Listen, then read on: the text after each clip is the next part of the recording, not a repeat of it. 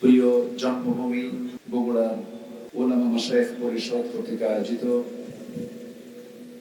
3 দিনব্যাপী সিরাতুন নবী সাল্লাল্লাহু আলাইহি ওয়াসাল্লাম মাহফিল 2024 সেন্ট্রাল ঈদগাহ মাঠে অনুষ্ঠিত। বৈরী আবহাওয়া, নিম্নচাপ চলছে। ঢাকা এখন মেঘে ঢাকা হয়ে আছে। গোটা দেশের কোথাও না কোথাও বৃষ্টি হচ্ছে, বৃষ্টি আসছে, থামছে। এর মাঝেও যারা কর্মব্যস্ততার চূড়ান্ত সময় হলো আসর থেকে এশা পর্যন্ত, এর মাঝেও যারা এই প্রতিকূল আবহাওয়ার মাঝে যারা এসেছেন, আমি মনে করি একজন বীর মুজাহিদের ভূমিকা পালন করেছেন। বলি আলহামদুলিল্লাহ। মহান রব্বুল আলামিন এই মাসেই, রবিউল আউয়াল মাসেই পৃথিবীর সেরা মানুষের এই পৃথিবীতে আগমন ঘটিয়েছেন। আবার এই মাসেই তার মৃত্যু হয়েছে। এই মাসে তার মৃত্যু হয়েছে। মৃত্যু মানে হলো শোক, আর জন্ম বলতে আমরা কি বুঝাই? আনন্দ বুঝাই। তো আমার দেশে মিলাদুন নবীর একটা প্রচলন আছে। যেরকম চুনতির মাহফিলে গিয়েছিলাম, আগে সেটার নাম বলা দিতে হলো মিলাদুন নবী, এখন এটা মোটামুটি সিরাতুন নবী। এই চিত্র এবার আমি দেখতে পেলাম। আমার নবীর জন্মে আমরা খুশি, ঠিক আছে, জন্ম আগে হয়েছে, মৃত্যুটা তারপরে হয়েছে। তো মৃত্যুটা কি কষ্টের নয়, বেদনার নয়? অবশ্যই বেদনার। সাহাবে কেরাম যখন নবীর ইন্তেকালের খবর যখন জানতে পারলেন, এক একজন পাগলের মতো হয়ে গেল। তো মিলাদের জন্য এত পাগল আমরা। নবীজির জন্ম হয়েছে, সাহাবে কেরাম যে তার মৃত্যুর সময় যে শোকাহত হয়েছিলেন, তারা যে কেঁদেছিলেন, এই বিষয়টা তো অনেকে ফরওয়ার্ডে নিয়ে আসেন। সম্মানিত হাজিরিন, আমার নবীর যেদিন ইন্তেকাল হলো, ইসলামের দ্বিতীয় খলিফা, যিনি ইসলাম গ্রহণের পূর্ব মুহূর্তে রাসূলকে মারার জন্য প্রস্তুতি নিচ্ছিলেন, সেই রাসূল ইন্তেকাল করলেন। সবচেয়ে অস্থির দেখা গেছে যে সাহাবীকে, তিনি হচ্ছেন সাইয়েদনা ওমর ফারুক রাদিয়াল্লাহু তাআলা আনহু।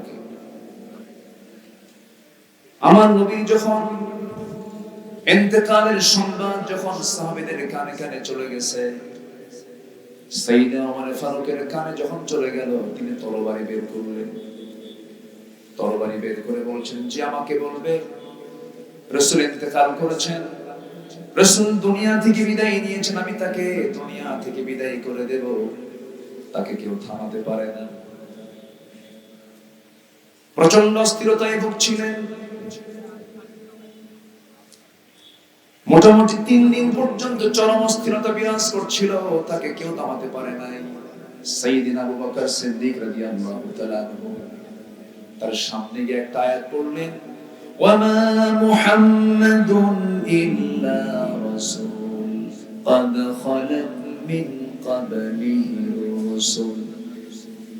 ওমর, তুমি কি আয়াতটা ভুলে গেছো? শুধু রাসূল নন, এর আগে যত রাসূল এসেছেন সব তো দুনিয়া থেকে গত হয়েছে। সাইয়েদনা বেলাল বিন রাবাহ রাদিয়াল্লাহু তাআলা আনহু নবীর ইন্তেকাল হওয়ার পর থেকে শুরু করে নিয়ে তার শোক সারা জীবনে কাটে নাই। তার প্রমাণ হলো নবীজির জীবদ্দশায় তিনি সারা জীবন মদিনার মসজিদে আযান দিয়েছেন। ইন্তেকালের পরে কোন সাহাবী তাকে আর মদিনার মসজিদে আযান দেওয়াতে পারেন নাই। জবাবে তিনি বলেছেন, সারা জীবন আমি আযান দিয়েছি রাসূলকে দেখে দেখে, জীবিত রাসূলকে দেখে আমি আযান দিয়েছি। রাসূল দেখেন কবরবাসী, আমি কাকে দেখে আযান দেব? রাসূল শূন্য দুনিয়ার এই মসজিদে আমি বেলাল আর আযান দিতে পারবো না। সারা জীবন তাদের এই শোকটা ছিল। এটা হচ্ছে মুহাব্বত, এটা হচ্ছে ভালোবাসা, এটা হচ্ছে আনুগত্য। সম্মানিত উপস্থিতি, সাইয়েদনা আলীর মৃত্যুর সময় যখন তার ইন্তেকাল হবে, তার মুখ থেকে রক্ত গড়ে গড়ে পড়ছিল। সেই সময় ভালো ভালো চিকিৎসকদের পরামর্শ নেওয়া হলো, কিন্তু চিকিৎসকরা বললেন না, এই রোগ আর সারানি হবে।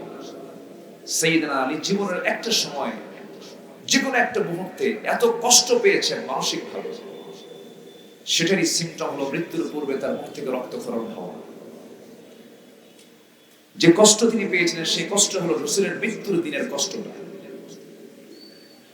সম্মানিত ভাইরা, এই পৃথিবীতে যত মানুষ এসেছে এবং আসবে, আল্লাহর নবীর পরে সবচেয়ে বেশি দামি হচ্ছে সাহাবে কেরাম।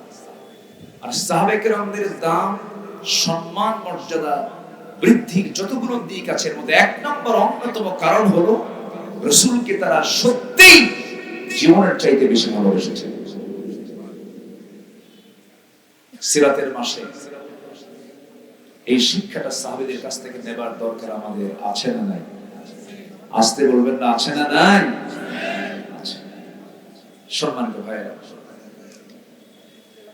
রাসূলুল্লাহর জীবন থেকে আমাদের কিছু শিক্ষণীয়, কিছু করণীয় দিক আমরা আজকে শিখে যাব। জোরে বলি ইনশাআল্লাহ। আল্লাহ তাআলা রাসূলকে এই পৃথিবীর সকল মানুষের চাইতে কম সম্মান দিয়েছেন না বেশি সম্মান দিয়েছেন? বেশি সম্মান দিয়েছেন। আমি যেখান থেকে একটু কথা বলতে চাচ্ছি, যে আয়াতকে সামনে রেখে আল্লাহ তাআলা তার রাসূলকে ডাক দিচ্ছেন এবং তার পরিচয় এখানে সংক্ষিপ্তভাবে তুলে ধরছেন। পরিচয় তুলে ধরছেন কে? আসতে বলবেন না, তিনি কে? আল্লাহ রাব্বুল আলামিন বলেন, ইয়া আইয়ুহান নাবিয়্যু ইন্না আরসালনাকা শাহিদান ওয়া মুবাশশিরান ওয়া নাযীরান ওয়া দা'iয়ান ইলাল্লাহি বিইذনিহি ওয়া সিরাজান মুনীরা। জোরে বলুন আল্লাহু আকবার। সূরাতুল আহজাব আয়াত নম্বর 45 এবং 46। আল্লাহ রাব্বুল আলামিন তার রাসূলকে ডাক দিচ্ছেন সম্মানসূচক শব্দ প্রয়োগ করে। আল্লাহ ডাক দিয়েছেন প্রথম মানুষ আদমকে, ইয়া আদামুসকুন আনতা ওয়া যাওজুকাল জান্নাহ। ডাক দিয়েছেন ইয়া ইয়াহইয়া খুযিল কিতাবা বিকুওয়াহ। ডাক দিয়েছেন ওয়া মা তিলকা বিয়ামিনিকা ইয়া মূসা। আল্লাহ রাব্বুল আলামিন অনেক পয়গম্বরকে নাম ধরে ডাক দিয়েছেন, হরফে নিদা প্রয়োগ করে ডাক দিয়েছেন, সম্বোধন সূচক শব্দ প্রয়োগ করে ডাক দিয়েছেন। কিন্তু যে কোরআন নবীর উপরে নাজিল হলো, নাজিল করা হলো যে নবীর উপরে, সে আল্লাহ রাব্বুল আলামিন সেই নবীকে গোটা কোরআনে একটা ভালো তার নামটা ধরে ডাকেন নাই। আমার বন্ধুগণ, রাসূলকে ডাক দিয়েছেন কেমন করে? ইয়া আইয়ুহাল মুসাম্মিল কুমিল লাইলা ইল্লা কালিলান নিসফাহু আও ইনকুস মিনহু কালিলা আও জিদ আলাইহি ওয়া রাত্তিলিল কুরআনা তারতিলা। জোরে বলুন আল্লাহু আকবার।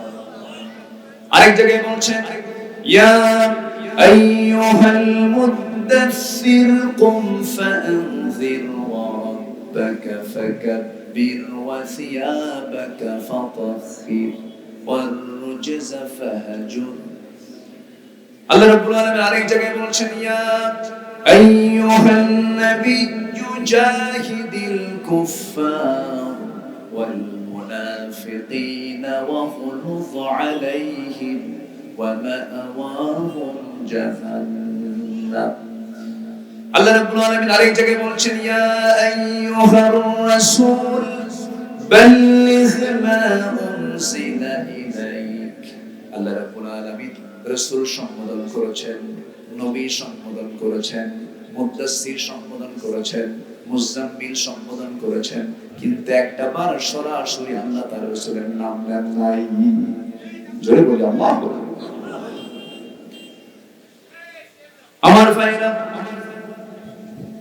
আল্লাহ রাব্বুল আলামিন এক জায়গায় ইসমুহু আহমদ বলেছেন, আরেক জায়গায় বলছেন মুহাম্মাদুর রাসূলুল্লাহি ওয়াল্লাযীনা মাআহু আশিদ্দাউ আলাল কুফফারি রুহামাউ বাইনাহুম তারাহুম রুকআন সুজদান ইয়াবতাগুনা ফাদলান মিনাল্লাহি ওয়া রিদওয়ানা سيماهم في وجوههم من أثر السجود জোরে বলুন আল্লাহু আকবার।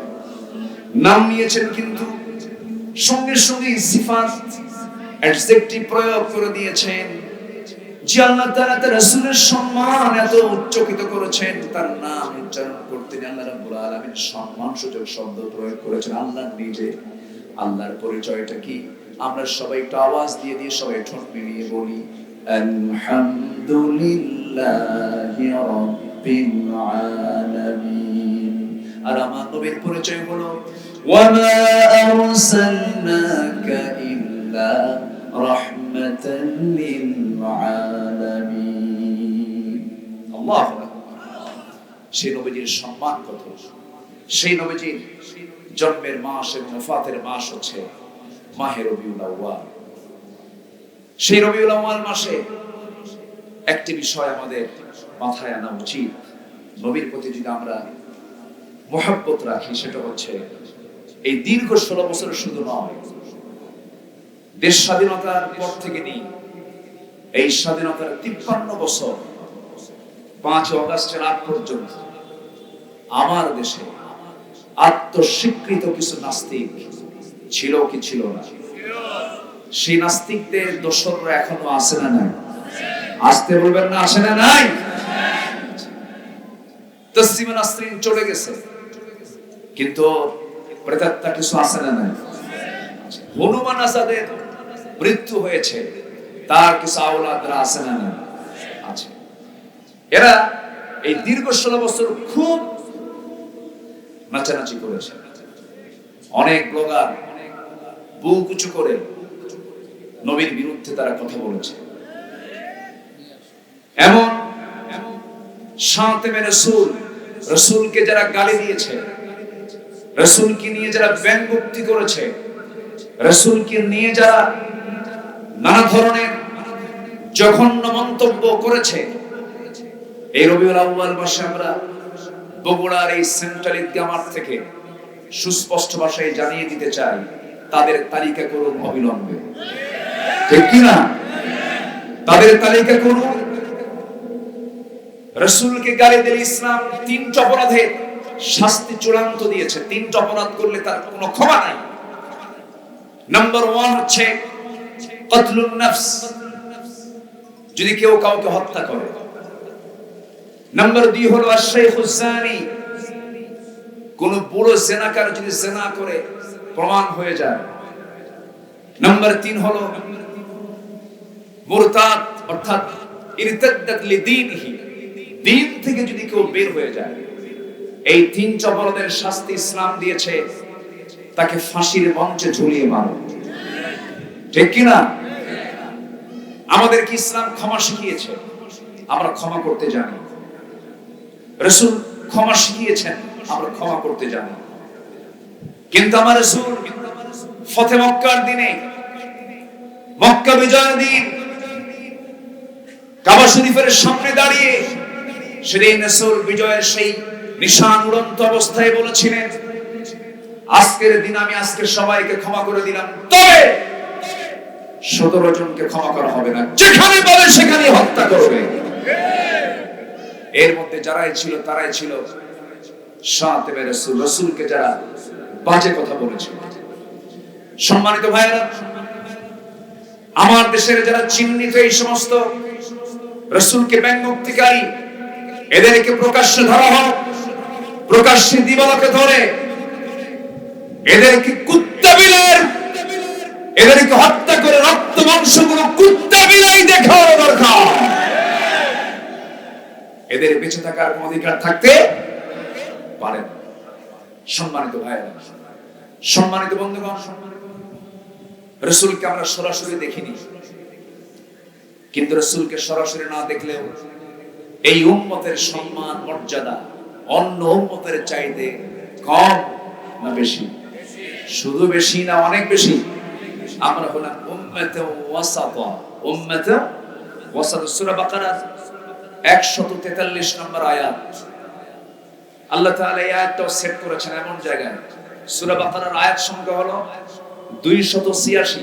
286 আল্লাহ তাআলা এই আয়াতটা সেট করেছেন 143 নম্বর আয়াতে, অর্থাৎ ঠিক মিডিলে। এবং এর অর্থটাও হচ্ছে উম্মাতান ওয়াসাতাল লিতাকুনু শুহাদা আলান নাস। আল্লাহু আকবার। তোমরাই হলে মধ্যমপন্থী জাতি, মধ্য জাতি তোমরা। আল্লাহ তাআলা আয়াতটার সেটের সাথে অর্থের সঙ্গিত রেখেছেন আলাইহা 19।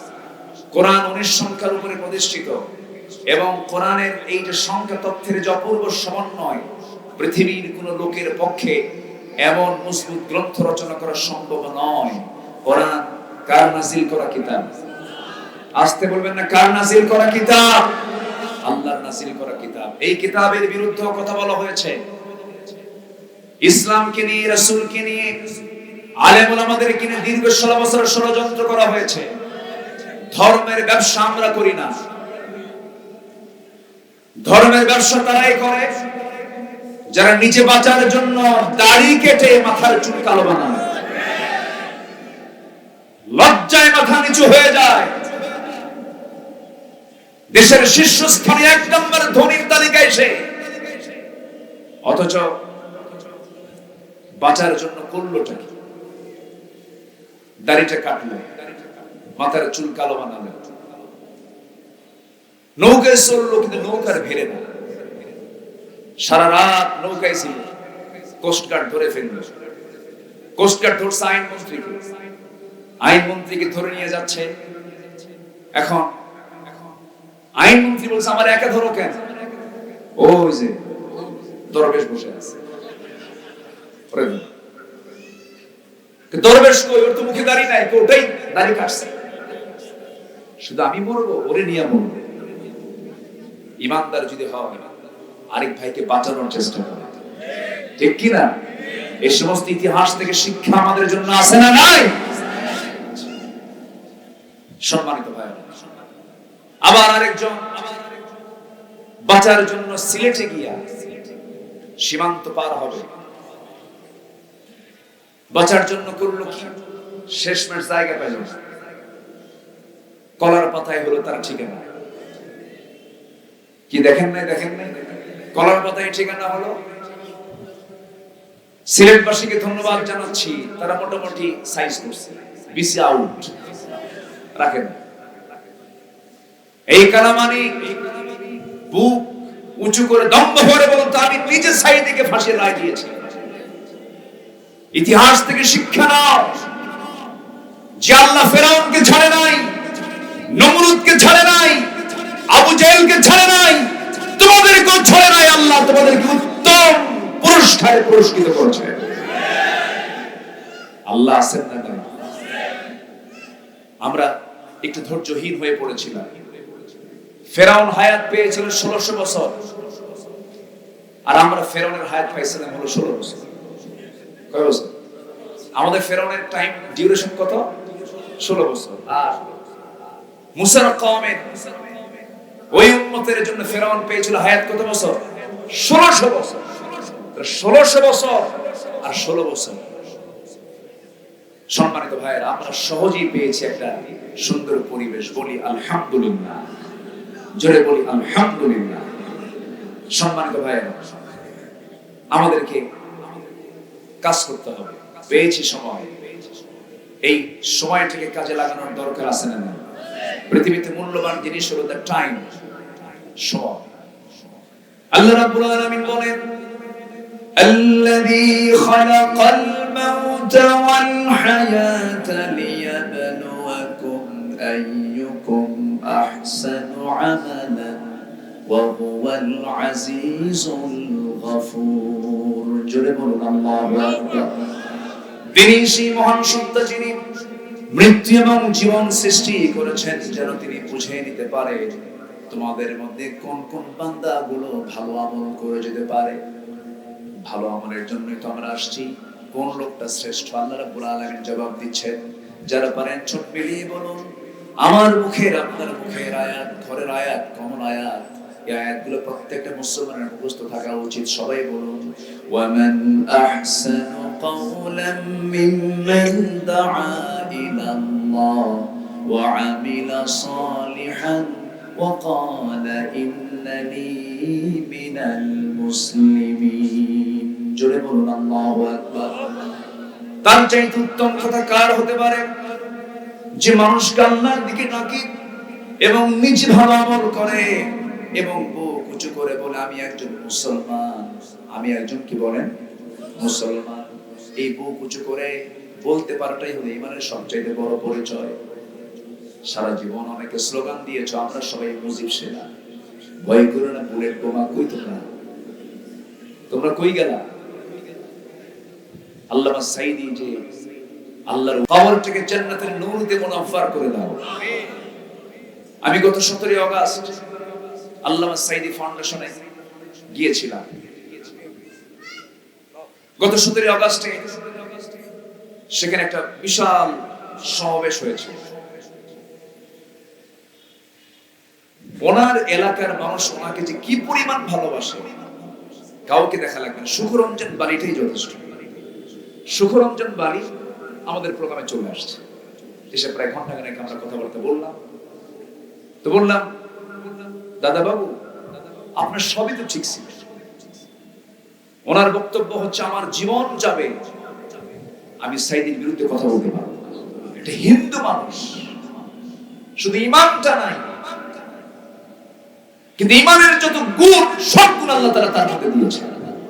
ওয়াকুলু কাওলান সাদীদা ইউসলিহ লাকুম আ'মালাকুম ওয়া ইয়াগফির লাকুম যুনুবাকুম। আমি তাকে বললাম যে আপনার যে অবদান, আপনার যে ভূমিকা, এদেশের অনেক আলেমের এই ভূমিকা নেই, ঠিক কিনা বলুন? আপনার যে ভূমিকা, এই ভূমিকাটা এদেশের অনেক আলেমের নাই। এই সাহস আলেমরা রাখে না, বরঞ্চ আল্লামা খেতাব দেওয়ার জন্য জোর করে আপনারা যারা প্ল্যান করছেন আল্লামার খেতাব প্রত্যাশী যে লোকটা গণজাগরণ মঞ্চে গিয়ে বুক উঁচু করে বলল আমি আমার জীবনের শ্রেষ্ঠ কাজ করতে পেরেছি গণজাগরণ মঞ্চে এসে, সেই লোকটাকে আপনারা প্রমোট করতে চান। যারা দীর্ঘ 16 বছর বিগত সরকারের অধীনে থেকে যে সমস্ত টুপিওয়ালা দাড়িওয়ালারা সুযোগ সুবিধা গ্রহণ করেছেন, তারাই হচ্ছে সবচাইতে বড় মুনাফিকের বাচ্চা। আমরা ক্ষমা করতে জানি, ফতুয়ার বিষ বাষ্প ছড়াবেন না। এই আন্দোলন, এই ত্যাগ, এই কোরবানি সাধারণ ছাত্রছাত্রীদের কোরবানি। এটা সম্মানিত বন্ধুগণ, এই রক্তকে আমাদের কাজে লাগানোর দরকার আছে না নাই? আসতে বলবেন না, আছে না নাই? 6 আগস্টে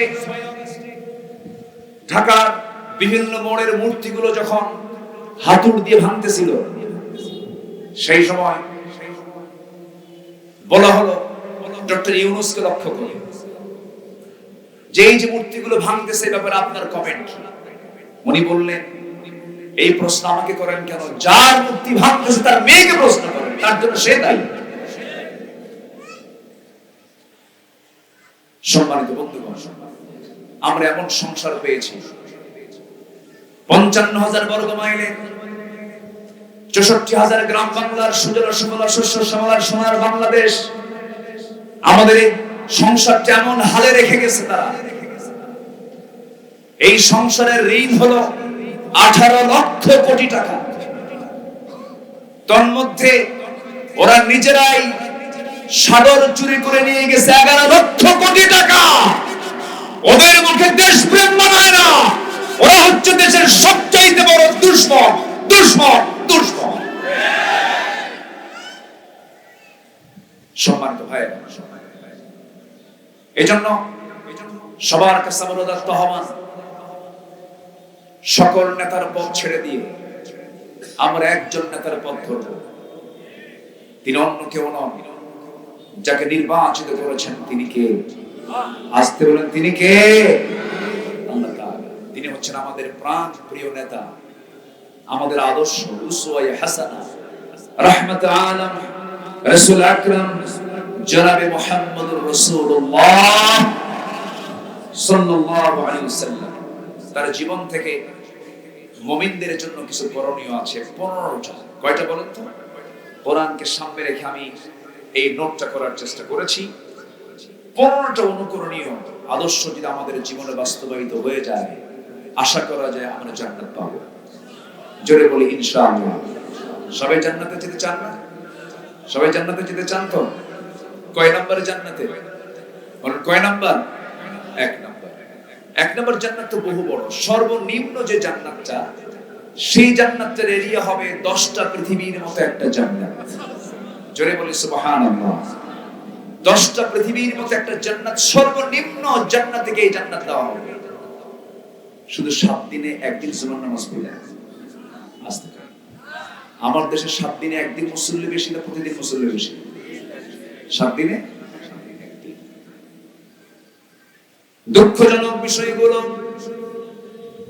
18 কোটি মুসলমান বাংলার জমিনে, কিন্তু ফজরের মুসল্লির দিকে যদি আমরা তাকাই, নিজের গ্রামের দিকেও যদি তাকাই, 4.5 লাখ মসজিদের দিকে যদি তাকাই, মসজিদের আবাদ হয়েছে, কিন্তু সেই আবাদটা হলো মসজিদ সুন্দর হয়েছে, কিন্তু মুসল্লি সুন্দর হয় নাই। মসজিদগুলো পাকা পাকা হয়েছে, ঈমান কাঁচা হয়ে গেছে। এই যে সামনে পূজা আসবে, পূজার মধ্যে কিছু যুবক চলে যাবে, পূজার মণ্ডপে যাবে, সেখানে গিয়ে নারিকেলের নাড়ু খাবে। এমন বুজুর্গ আমার দেশে আছে না নাই? আমি পূজা মণ্ডপের বিরোধিতা করছি না। পৃথিবীতে একটা ধর্মই, যে ধর্মের সকল ধর্মের মানুষ নিরাপদ, সে ধর্মের নাম হলো ইসলাম। ঠিক কিনা বলেন? পৃথিবীতে একটা দিন যেটা আল্লাহর পক্ষ থেকে মনোনীত, ইসলাম। ইসলামই পারে সকল ধর্মের স্বাধীনতা, সম্মান অক্ষুণ্ণ রাখতে। আল্লাহু আকবার। লাকুম দীনুকুম লা ইকরাহা ফিদ্দীন।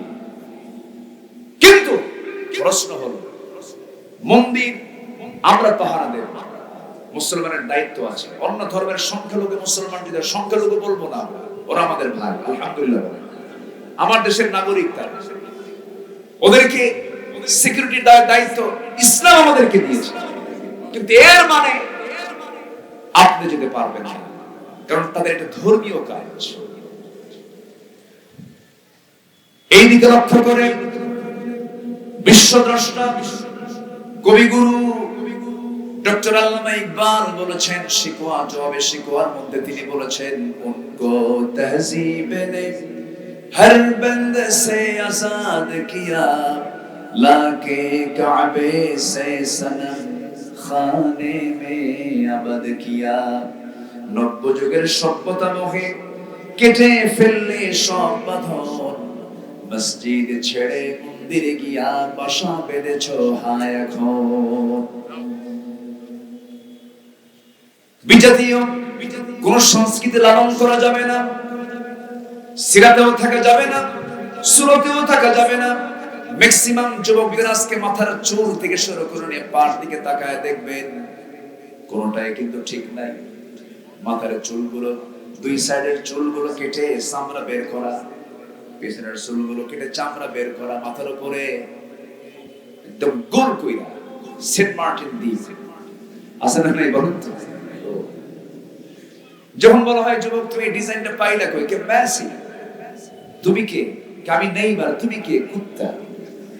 যখন নাউযুবিল্লাহ। আচ্ছা, গায়ের শার্টটা এটাও ছোট, পরনে যে পাজামা প্যান্ট, সেই প্যান্টটাও পরার কোনো সাইজ বাইজ নেই। নতুন প্যান্ট কিনে আনে হাঁটু ফাটা, আছে না না, হাঁটু ফাটা প্যান্ট, মানে খেয়ে ফেলছে মনে হয়, ইঁদুর মনে হয় খাইছে। হাঁটু ফাটা প্যান্ট, হাঁটু ফাটা প্যান্ট, প্যান্টটা পরে হলো শুধু নাভির নিচে না আরো নিচে, বলেন নাভির নিচে না আরো নিচে, এত নিচে পড়ে সীমান্ত বড়, যে কোনো মুহূর্তে অঘটন করতে পারে। অনেকদিন আগে মসজিদে ঢুকছে নামাজ পড়তে, এক ছেলে দেখি এরকম শার্ট আর প্যান্ট পরে নামাজে দাঁড়িয়েছে, পিছনে যে প্রথমে তো মসজিদে ঢুকে 2 রাকাত নামাজ পড়তে হয়, এই সুন্নাহ আমরা মানবো, জোরে বলি ইনশাআল্লাহ। খুতবা হোক যেটাই হোক না কেন, মসজিদে ঢুকি কয় রাকাত নামাজ, 2 রাকাত নামাজ পড়েছেন মুহাম্মদ সাল্লাল্লাহু, লাল বাতি জ্বলাকালীন অবস্থায় এগুলো দেখার দরকার নেই, সুন্নাহ আমরা আগে মানবো, জোরে বলি ইনশাআল্লাহ। তো আমি ওর নামাজ, ওর পোশাক দেখে ভাবলাম একটু নামাজটা পড়ে ধরে নামাজটা আগে দেখি। তো শার্ট ওই রকম মার্কা, প্যান্ট ওই রকম মার্কা। রুকুতে যখন গেল, রুকুর ঠেলায় থেকে শার্ট উপরে, প্যান্ট নিচের দিকে মাঝখানে নাই। তো ভাবলাম এই তো রুকু, দেখে সেজদায় কি হয় দেখি। সেজদায় যখন গেছে তখন দেখি প্যান্ট খুলে আন্ডার প্যান্ট হয়েছে। বলেন তো এটা কি উম্মতে মুহাম্মাদের কোন পোশাকের চিত্র হতে পারে? আসতে বলবেন না হতে পারে।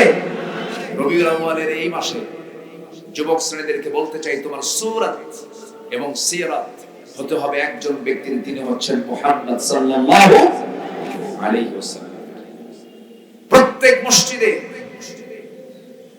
যে মসজিদ আপনি দেখবেন ফজরের মুসল্লি দিয়ে মসজিদ ভরে গেছে, ভাবতে হবে ওই পল্লী, ওই জন, ওই গ্রাম হচ্ছে একটা আদর্শ গ্রাম। আমাদের এই চিন্তা মাথায় রেখে কাজ করার দরকার আছে না নাই? আমার বন্ধুগণ, বৈরী আবহাওয়ার মাঝে অনেকে এসেছেন, খুব অল্প সময়ে আমার নবীজি জীবন থেকে মুমিনদের জন্য অনুকরণীয়, অনুসরণীয় 15টা আদর্শ আমি সংক্ষিপ্ত করে উপস্থাপন করার চেষ্টা করছি। নাম্বার 1, আমরা যখন দাওয়াতটা দিতে যাব, নবীজির মতো দাওয়াত দেব, ভুল করে না প্রজ্ঞার সাথে, প্রজ্ঞার সাথে ভুল করে নয়, অনুত্তম পন্থায় নয়, উত্তম পন্থায় দাওয়াত দিতে হবে। এবং রাসূলকে আল্লাহ তাআলা স্পেশালি রাসূলকে একবচন শব্দ প্রয়োগ করে শুধু রাসূল কি বলছেন, কি সুন্দর করে বলছেন। সূরা নাহলের 125 নম্বর আয়াত, আল্লাহ রাব্বুল আলামিন বলেন, উদউ ইলা সাবিলি রাব্বিকা বিল হিকমাতি ওয়াল মাউইযাতিল হাসানাহ ওয়াজাদিলহুম বিল্লাতী হিয়া আহসান ইন্না রাব্বাকা হুয়া আ'লামু ضل عن سبيله وهو أعلم بالمهتدين জোরে বলুন আল্লাহু আকবার। নবী আপনি দাওয়াত দিবেন প্রজ্ঞার সাথে, যোগ্যতার সাথে, প্ল্যান করে দাওয়াত দিবেন, দাওয়াতে কাজটা করবেন অত্যন্ত সাহসিকতা নিয়ে, প্রজ্ঞা নিয়ে এবং উত্তম পন্থায়, এবং ফয়সালা করবেন ইহসানের সাথে। উত্তম পন্থা এটাকে আপনি ফেস করবেন। নাম্বার 2 হলো, আমার নবীর সারা জীবনের গুরুত্বপূর্ণ একটা গুণ ছিল, সেটা হলো তিনি ভীরু ছিলেন না, সাহসী ছিলেন। বলুন সাহসী ছিলেন। শুধু সাহসী না, বিশাল সাহসী, বড় সাহসী মানুষ ছিলেন। আল্লাহ রাব্বুল আলামিন তার ব্যাপারে এক বছরের শব্দ প্রয়োগ করে এক জায়গায় বলছেন, সূরা হিজর আয়াত নাম্বার 94, ফাসদা বিমা তু'মার ওয়া আ'রিদ আনিল মুশরিকিন। জোরে বলুন আল্লাহু আকবার। হে রাসূল, আপনি প্রকাশ্যে শুনিয়ে দেন যা আপনাকে আদেশ করা হয়েছে। মুশরিকদেরকে পরোয়া করবেন না, মুশরিকদেরকে পাত্তা দিবেন না, বরং জাহিদিল কুফার আল মুনাফিকিন, আপনি কাফেরদেরকে, মুনাফিকদের বিরুদ্ধে জিহাদ করবেন, সাথে মুশরিকদেরকে আপনি পাত্তা দিবেন না, শিরকের বিরুদ্ধে কথা বলবেন আপনি, এবং দোয়া করবেন। আমি আল্লাহ আপনাকে দোয়া শিখিয়ে দিচ্ছি।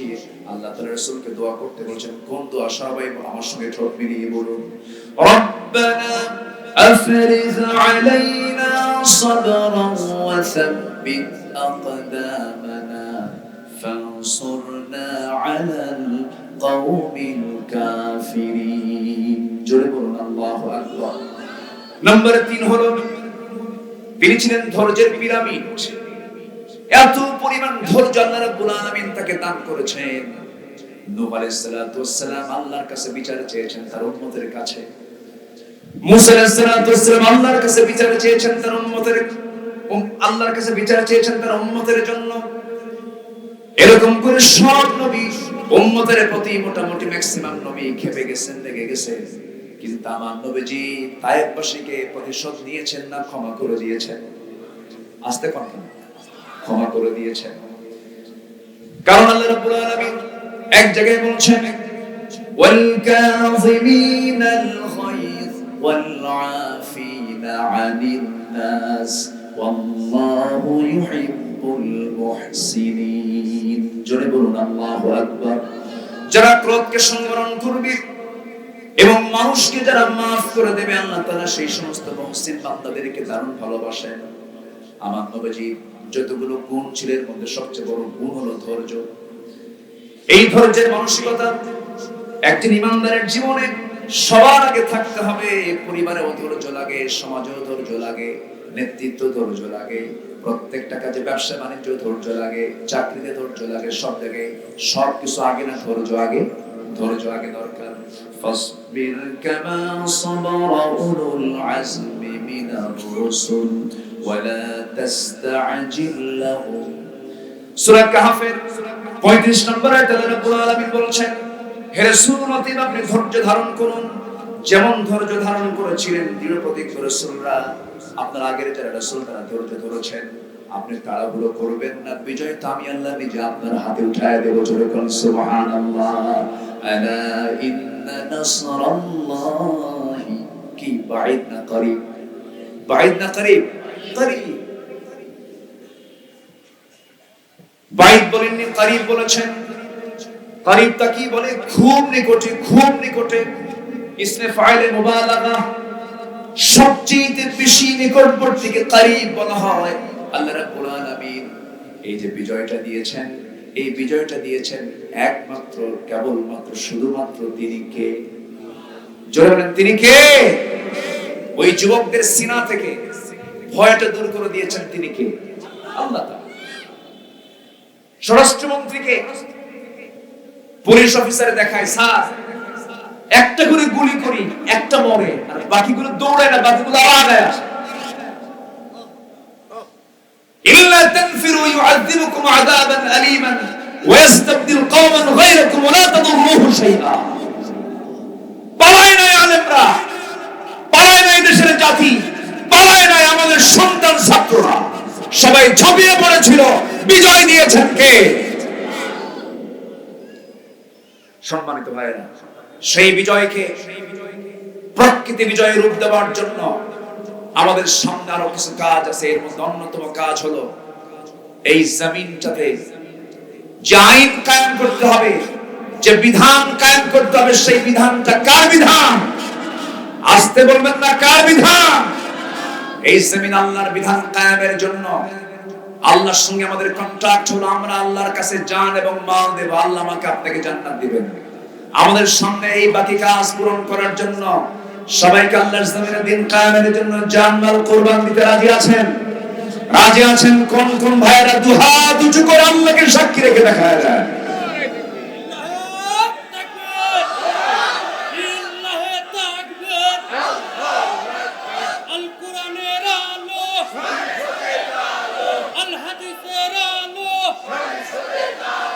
ইসলামের শত্রুরা লিল্লাহি তাকবীর। আল্লাহ কবুল করুন, জোরে বলি আমিন। আমার সময় শেষের দিকে, আর একটু সময় আমি পেয়েছি।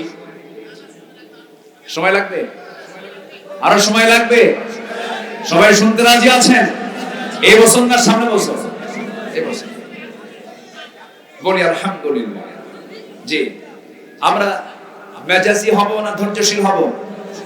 ধৈর্যের পিরামিড ছিলেন মুহাম্মদ সাল্লাল্লাহু আলাইহি ওয়াসাল্লাম। এবং আল্লাহ তাআলার নৈকট্য হাসিলের সর্বোত্তম গুণ হচ্ছে, সবচেয়ে শ্রেষ্ঠ গুণ হচ্ছে সবর। সম্মানিত ভাইরা, নাম্বার 4 যেটা আমি এই আয়াতে উল্লেখ করেছি এর আগে, আমার নবীজির সবচেয়ে বড় অনুকরণীয় দিক হলো রাসূল ছিলেন সুমহান চরিত্রের অধিকারী। অতএব সেই চরিত্র আমরা লালন করব, জোরে বলি ইনশাআল্লাহ।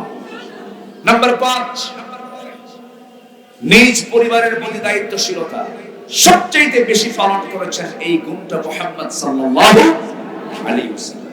তার মেয়ে কয়জন ছিল? আমার নবীর মেয়ে কয়জন? 4 জন মেয়ে। সর্বকনিষ্ঠা ছিলেন হলেন ফাতিমা রাদিয়াল্লাহু তাআলা আনহা।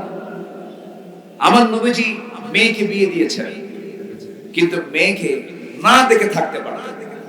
দেখেন পরিবারের প্রতি কি টান। আমার দেশে কিছু মেয়ের বাপ আছে, বিয়ে দেওয়ার পরে কয় যুগ সে যায় নাই মেয়ের বাড়ি, এমন বাবার রেকর্ড আছে না? ভুলে যায়। কিন্তু আমার নবীজি মেয়েকে বিয়ে দিয়েছেন। সিরাত গ্রন্থে পাওয়া যায় তার গোটা জীবনের রেকর্ড বিয়ে দেওয়ার পরেও তিনি বড় জ্বর 3 দিন পার করেছেন, এমন রেকর্ড। মাঝে মাঝে রাসূল বলতেন, ফাতিমাকে না দেখলে আমি অস্থির হয়ে যাই। পরিবারের প্রতি তিনি যথেষ্ট যত্নশীল ছিলেন। আমার নবীজি একদিন ফাতিমা রাদিয়াল্লাহু আনহা অপ্রয়োজনীয় কথা দূর থেকে শুনতে পেলেন। নবীজি দৌড় মেরে চলে আসলেন, এসে বলছেন, ফাতিমা তুমি আমার দেহের টুকরা, কলিজার টুকরা, আমি তোমাকে দারুণ ভালোবাসি, তুমি আমাকে দারুণ মহব্বত করো। আমি বাবা, তুমি আমার মেয়ে, কিন্তু তোমার অপ্রয়োজনীয় একটা কথা আমার কানে পৌঁছে গেছে। এমন অপ্রয়োজনীয় কথা যদি আমার কানে না গিয়ে পরপুরুষের কানে চলে যেত, তোমার পর্দার একটু খেলাফ হয়ে যেত। ফাতিমা রাদিয়াল্লাহু আনহা বলেন, ইয়া আব্বাজান, আর কোনদিন এমন অপ্রয়োজনীয় কোন কথা পরপুরুষের কানে চলে যাবে না। মেয়েদের কথার মধ্যে পরপুরুষের জন্য আকর্ষণ আছে না নাই? আসতে বলবেন না, আছে না নাই? অপ্রয়োজনীয় কথাও মেয়েদের বলা জায়েজ নাই। ওয়াকুল্লা কাওলান মা'রুফা। এবং রাসূল এক জায়গায় বলে দিয়েছেন, যখন তোমরা পরপুরুষের সঙ্গে কথা বলবে, কথার সৌন্দর্য নষ্ট করার জন্য মুখের মধ্যে নখ ঢুকায়া কথা বলবে, যেন তারা তোমাকে অসুস্থ মনে করে, রোগী মনে করে। নবীজি পরিবারের প্রতি যত্নশীল ছিলেন, মেয়েদেরকে খুব মহব্বত করতেন। ফাতিমা রাদিয়াল্লাহু তাআলা একদিন সহিহ হাদিসের বর্ণনা, নবীর কাছে এসে বলছেন, আব্বাজান বিয়ে তো হয়ে গেল, আপনার পছন্দ মতো জামাই আমি পেয়েছি, আমি আমার জীবনের শ্রেষ্ঠ জামাই পেয়েছি, আমি খুবই খুশি। কিন্তু আব্বাজান আমার স্বামীর ঘর তো নাই, ঘরটা কাঁচা, মেঝেটাও কাঁচা। আপনি যদি আমার জন্য একটু কাজের মানুষ দিতেন, খাদেমা দিতেন, খুব ভালো হতো। আমার নবীজি বললেন, ফাতিমা তুমি আমাকে যে কাজের জন্য আমাকে এই মুহূর্তে বললে, আমার মন চাচ্ছে আমি তোমার জন্য একজন খাদেমার ব্যবস্থা করে দেই। কিন্তু তুমি কি কোনোদিন দেখেছো আমার জুতা কেউ হাতে বহন করে না, আমার কাপড় কেউ ধৌত করে না? আমি আমার সারা জীবনের সমস্ত নিজের কাজগুলো নিজেই করেছি, নিজের ঘরটা পর্যন্ত নিজে ঝাড়া দেই। আমার নবীজি নিজের কাপড়টাও নিজে সেলাই দিতে, ছিঁড়ে যেত, সুই দিয়ে সেলাই করতে। তোমার পিতা মুহাম্মদ সাল্লাল্লাহু আলাইহি সাল্লাম যদি নবীর আসন থেকে নিজের কাজ নিজেই সম্পূর্ণ করে, তুমি আমার মেয়ে, তুমি আমার কলিজার টুকরা মেয়ে ফাতিমা। ওরে আমার মেয়ে ফাতিমা, কাজের মানুষের কোনো প্রয়োজন নাই। দুনিয়াতে যদি কিছু পেতে চাও পাবে, কিন্তু দুনিয়াতে যদি একটু ছেড়ে দাও, আখিরাতটা বেশি পেয়ে যাবে। ওরে ফাতিমা, আমি তোমাকে একটা আমল শেখায় দিচ্ছি, আজকের দিন থেকে তুমি এটা আমল করবে। সুবহানাল্লাহ, আলহামদুলিল্লাহ, আল্লাহু আকবার 33 বার করে সকাল সন্ধ্যা পড়বে। এই আমলটা যদি করতে পারো, আল্লাহ রাব্বুল আলামিন তোমার সমস্ত কাজের জিম্মাদার নিজে হয়ে যাবে। এই আমল নিয়ে চলে গেলেন স্বামীর ঘরে। সাইয়েদনা আলীর কাছে কথা যখন কানে চলে গেল, সিফফিন যুদ্ধের সময় যে যুদ্ধটা ছিল সবচেয়ে কণ্টকীর্ণ যুদ্ধ, নিজেদের মধ্যে যুদ্ধ ছিল, দ্বন্দ্ব ছিল। যে সিফফিন যুদ্ধে আম্মার বিন ইয়াসির রাদিয়াল্লাহু আনহু শাহাদাত বরণ করেছেন, ওই কণ্টকীর্ণ দিনে সাইয়েদনা আলী সকাল সন্ধ্যার এই আমলটা তিনি করতে বলেন নাই। আমার বন্ধুগণ, পরিবারের প্রতি দায়িত্বশীলতা আল্লাহ নিজে হুকুম করছেন, ইয়া আইয়ুহাল্লাযীনা আমানু কু আনফুসাকুম ওয়া আহলিকুম নারা। সূরা তাহরীম 6 নম্বর আয়াত। আল্লাহ নিজে বলছেন তুমি নিজে বাঁচো, তোমার পরিবারকে বাঁচাও, জাহান্নাম থেকে বাঁচাও। নাম্বার 6 হলো আমানতদারিতা এবং ন্যায় বিচার। আমার নবীর জীবনের অত্যন্ত গুরুত্বপূর্ণ একটা দিক ছিল। মহান রব্বুল আলামিন বলেন, ইন্নাল্লাহা ইয়া'মুরুকুম আন তু'আদ্দুল আমানাতি ইলা আহলিহা ওয়া ইযা হাকামতুম বাইনান নাসি আন তাহকুমু বিল আদল ইন্নাল্লাহা নি'মা ইয়া'ইযুকুম বিহি। সূরা নিসা আয়াত নম্বর 58। আল্লাহ রাব্বুল আলামিন আমানত রক্ষার ব্যাপারে তাকিদ দিয়েছেন। আমানতটা রক্ষা করতে হবে, বিচারটা ন্যায় রাখতে হবে। আমার বন্ধুগণ, বিগত 16 বছর যে বিচারটা পাইছি, খুব ন্যায় বিচার পাইছি আমরা। শিবিরকে মানুষ মনে করে না ওরা। আবার কোন নেতা বলছে যে পরিচয় দিলে কি হতো, গোপন কেন করা হলো? তোমার ইতিহাস দেখো নাই? বিশ্বজিৎ একটা হিন্দু ছেলে, তাকে শিবির ট্যাগ লাগায় তাকে দুনিয়া থেকে বিদায় করে দিয়েছে। হিন্দু ছেলে, সে তার পরনের প্যান্ট খুলে দেখিয়েছে আমি একটা হিন্দু, তোমরা আমার গোপনাঙ্গ দেখো। সেও রেহাই পায় নাই তাদের আক্রমণ থেকে। বেশি মাতব্বরি করে পরামর্শ দেয়। যে শব্দটিকে তারা ব্যান্ড করেছিল, সেই শব্দটা আল্লাহ তাআলা ব্র্যান্ড বানায় দিয়েছে। আমি কে, তুমি কে, কি মনে নাই আপনাদের? মনে নাই? সম্মানিত ভাইরা, আল্লাহ ধরেন না, সহজে ধরেন না। ধরলে আল্লাহ ছাড়েন। কখনো ভাবে নাই, ফেরাউনও ভাবছিল যে আমাকে এই দুনিয়ায় চুমুক খেয়ে পড়তে হবে।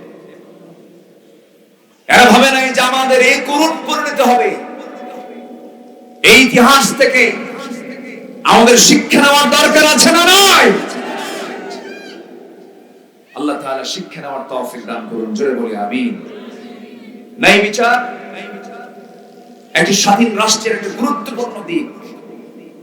সকল স্বাধীনতা নিশ্চিত করার আগে জাতিকে দিতে হবে কথা বলার স্বাধীনতা। এরা 16টি বছর এই ওয়াজ মাহফিল, তাফসীর মাহফিলের মঞ্চে এসে জুলুমটা করেছে। এরা হামান ফেরাউনকে হার মানিয়ে দিয়েছে। মঞ্চে উঠলি আমাদের কাছে ওহী নাযিল হতো, বলতে হুজুর ওয়াজ করা যাবে না। কি ওয়াজ করবেন? কি ওয়াজ করব আমরা?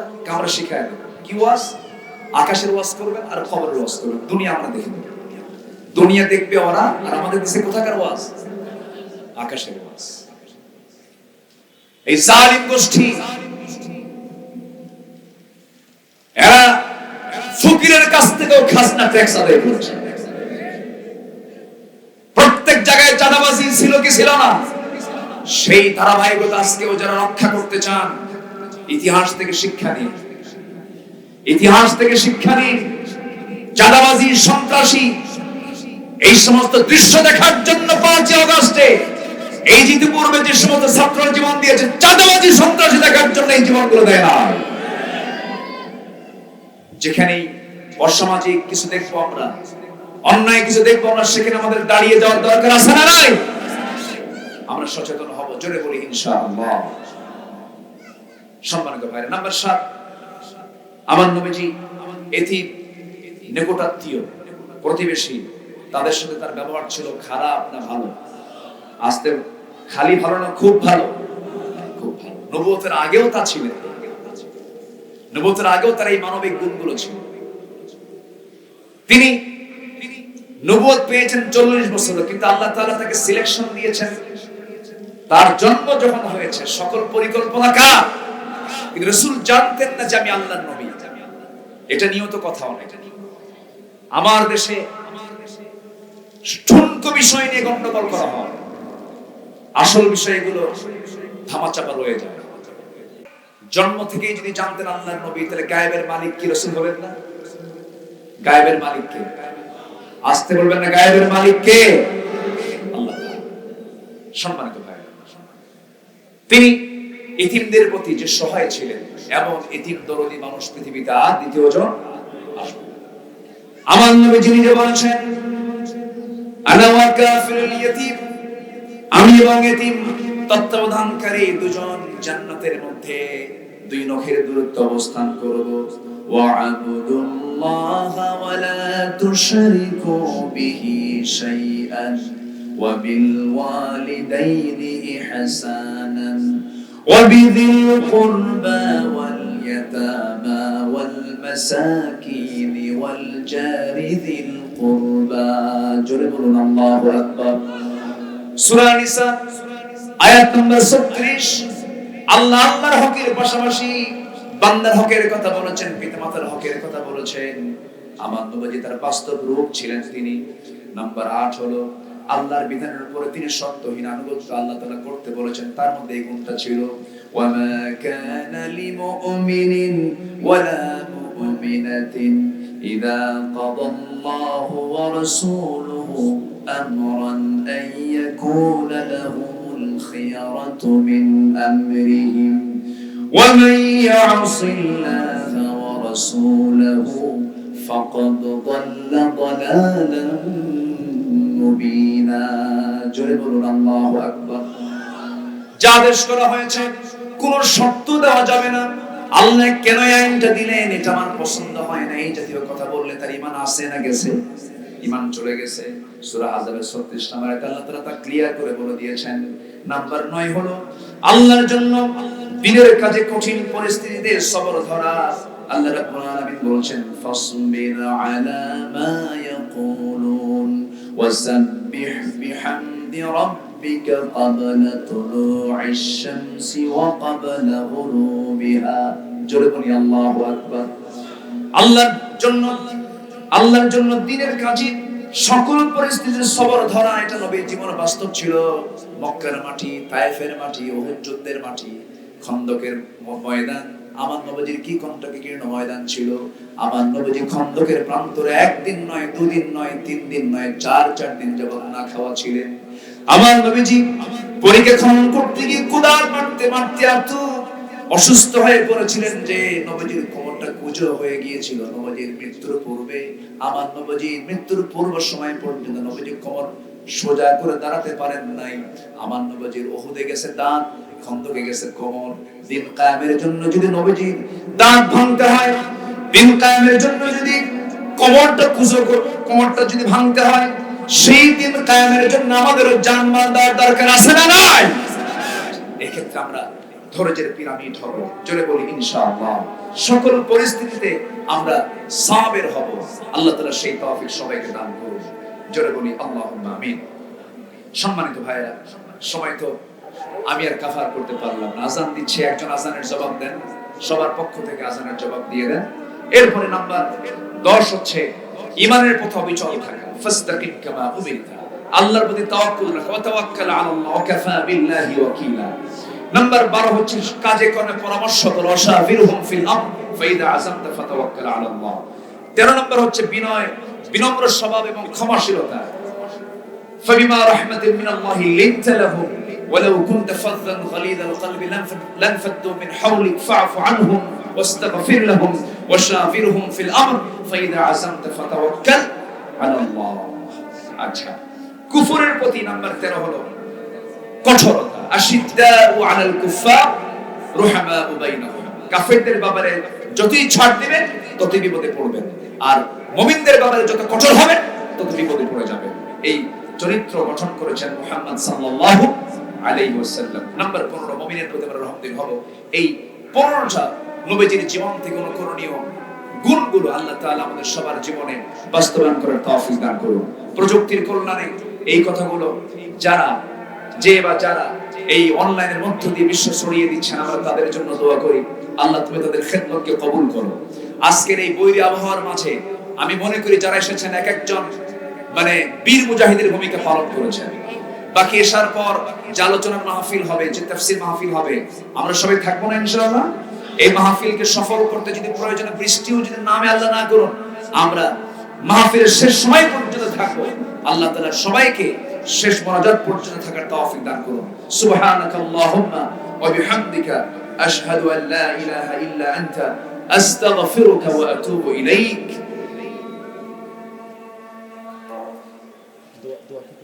শুকরান জাযাকাল্লাহ।